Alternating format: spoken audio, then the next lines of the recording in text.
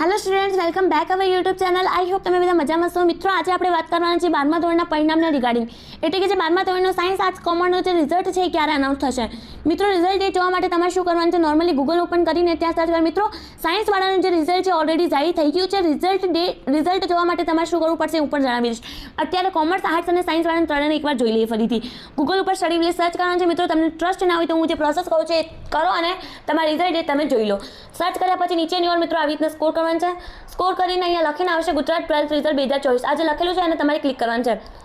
ક્યાં ગયું? હા, આને ક્લિક કરીને પછી બીજી પેજ તમારી સ્ક્રીન સામે ઓપન થશે.